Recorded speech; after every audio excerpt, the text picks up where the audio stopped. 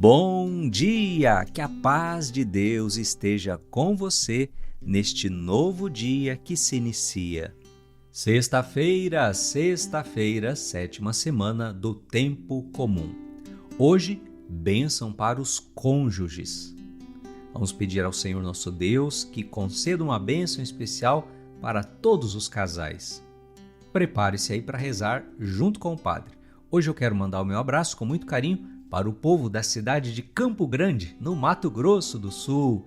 Deus abençoe vocês aí de Campo Grande que estão recebendo a bênção do dia, que estão compartilhando e que estão acompanhando o trabalho de evangelização da obra Colo de Maria pelas redes sociais. Um grande abraço e tamo junto na missão de evangelizar. Evangelho de hoje, Marcos capítulo 10, versículos de 1 a 12. Naquele tempo, Jesus foi para o território da Judeia, do outro lado do Rio Jordão. As multidões se reuniram de novo em torno de Jesus, e ele, como de costume, as ensinava. Alguns fariseus se aproximaram de Jesus. Para pô-lo à prova, perguntaram se era permitido ao homem divorciar-se da sua mulher. Jesus perguntou: "O que Moisés vos ordenou?" Os fariseus responderam: "Moisés permitiu escrever uma certidão de divórcio e despedi-la." Jesus então disse: "Foi por causa da dureza do vosso coração que Moisés vos escreveu este mandamento. No entanto, desde o começo da criação, Deus os fez homem e mulher. Por isso, o homem deixará seu pai e sua mãe, e os dois serão uma só carne. Assim já não são dois, mas uma só carne. Portanto, o que Deus uniu, o homem não separe." Em casa, os discípulos fizeram novamente perguntas sobre o mesmo assunto. Jesus respondeu: "Quem se divorciar de sua mulher e se casar com outra, cometerá adultério contra a primeira. E se a mulher se divorciar do seu marido e se casar com outro, cometerá adultério." Palavra da salvação, glória a vós, Senhor. Filhos e filhas, o evangelho que a igreja nos dá nesta sexta-feira fala da união do homem e da mulher no plano de Deus, ou seja, fala sobre o matrimônio. E é justamente nesta passagem que Jesus deixa claro que o matrimônio entre o homem e a mulher deve ser indissolúvel, ou seja, deve ser para a vida toda. Muitos pensam que o matrimônio indissolúvel é uma coisa aí criada, imposta pela igreja. Não. Na verdade, é o próprio Cristo quem assim determinou por suas próprias palavras, o evangelho de hoje. O que Deus uniu, o homem não separe. Isso foi um tema polêmico desde o tempo de Jesus e continua sendo um tema polêmico até os dias de hoje. O casamento indissolúvel sempre foi um tema muito caro à igreja, mas também muito sensível, delicado e, às vezes, de difícil compreensão para as pessoas. Veja que os fariseus ali, eles tentam argumentar, com Jesus. No tempo de Moisés abriu uma exceção, Jesus. Moisés permitiu o divórcio. Qual foi a resposta de Jesus? Isso foi devido à dureza do coração das pessoas. Mas não foi assim desde a criação, no início. Ou seja, Jesus volta ao início. Jesus volta ao plano de Deus como referência. O homem deixará pai e mãe e se unirá à sua mulher. E já não serão dois, mas uma só carne. Portanto, não separe o homem o que Deus uniu. Até os próprios discípulos ali que estavam ouvindo Jesus falar ficaram meio encucados, com esse ensinamento de Jesus. Tanto é que quando eles ficaram a sós com Jesus, eles voltaram ao assunto, eles insistiram no assunto. Pediram para Jesus explicar melhor como que é esse negócio do matrimônio, que não pode separar. E aí Jesus lhes diz: "Quem se divorciar da sua mulher e se casar com outra, cometerá adultério contra a primeira. e se a mulher se divorciar do seu marido e se casar com outro, cometerá adultério. Filhos e filhas, o sacramento do matrimônio é uma grande graça. É uma graça para a família, é uma graça para a igreja, é uma graça para o mundo. A família é a célula máter, a célula mãe da sociedade. Quer destruir a civilização? Comece destruindo as famílias. Nós católicos acreditamos na beleza do matrimônio no plano de Deus. Acreditamos na possibilidade de um sim que se sustenta por toda a vida.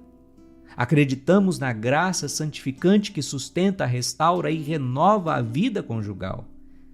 Claro que todo matrimônio está sujeito a crises, a dificuldades, a vicissitudes próprias da nossa condição humana. Mas não se pode desistir, às vezes, na primeira dificuldade, na primeira crise, no primeiro desgaste. Não, é preciso lutar, é preciso buscar em Deus a superação das dificuldades. Deus socorre com a sua graça. Quando um casal traz Jesus para o centro da vida matrimonial, da sua vida matrimonial, é dele que virá a força, é dele que virá o poder para vencer as tempestades e dificuldades. Infelizmente, vivemos nessa sociedade do descartável, né? E temos a tentação de querer trazer essa prática do descartável para os casamentos, para as famílias. Essa mentalidade de, perdeu a utilidade? Troca. Perdeu a utilidade? Joga fora. Não. Nós sabemos que quando se trata de pessoas, quando se trata de vidas humanas, de histórias de vida, de família, não pode ser assim. Há valores muito maiores a serem respeitados, a serem preservados, zelados, honrados. Muitos falam, de casamento de experiência, ou seja, vamos experimentar. Se der certo, bem. Se não der certo, separa. Ora, quem pensa dessa forma ainda não está preparado para receber o sacramento do matrimônio. Porque o sacramento do matrimônio não se trata de fazer experiência, não se faz experiência com sacramento. Sacramento estabelece efeitos para a vida toda. É como o batismo, é como a crisma, é como a ordenação sacerdotal. Não é algo que a gente faz por experiência, sob condição de dar certo ou não dar. Não, é algo sério, é algo sagrado.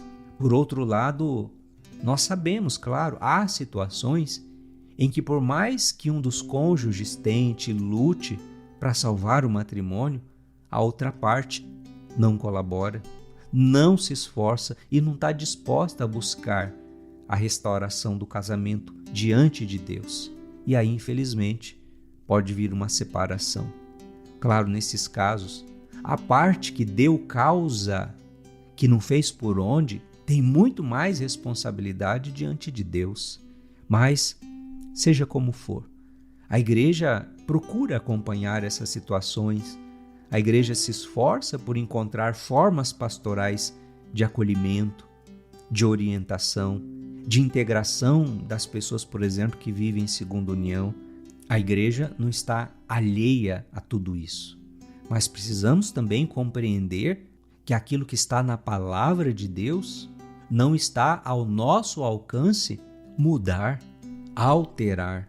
Por isso, filhos e filhas, rezemos hoje, de modo especial pelos casais, pelos cônjuges, para que em meio às dificuldades próprias do dia a dia da vida, Deus os sustente com a sua força e com a sua graça. Vamos rezar. A nossa proteção está no nome do Senhor, que fez o céu e a terra. Pai das misericórdias e Deus de toda a consolação. Obrigado, Senhor, por este evangelho de hoje. Obrigado, Senhor, porque através desse evangelho o Senhor nos ensina sobre o matrimônio no plano de Deus e estabelece como deve ser o matrimônio daqueles que se unem em Deus. Por isso, Senhor, hoje invocamos a vossa bênção de modo especial sobre os casamentos, sobre os cônjuges, para que eles recebam de vós a força, a graça, para serem fiéis aos seus compromissos, à sua aliança e aos propósitos da vida conjugal, da vida matrimonial. Senhor, que tudo aquilo que esteja se levantando para destruir, para ameaçar, para prejudicar este casamento, que pelo nome de Jesus caia por terra, bata em retirada, seja precipitado aos abismos, que todo espírito de inveja, de pessoas invejosas, que tenham desejado o fracasso desse casal, desta vida conjugal, que caia por terra pelo poderoso nome de Jesus, e nós selamos este casal no sangue do Cordeiro, que desça sobre você, sobre a sua união conjugal, esta bênção do Deus de infinito amor, o Pai e Filho e Espírito Santo. Amém, amém, amém. E eu deixo para você o meu abraço com muito carinho. Fique no colo da mãe, reze comigo a bênção da noite, e amanhã, com a graça de Deus, tamo junto com a bênção do dia. Ó Maria, concebida sem pecado, rogai por nós que recorremos a vós.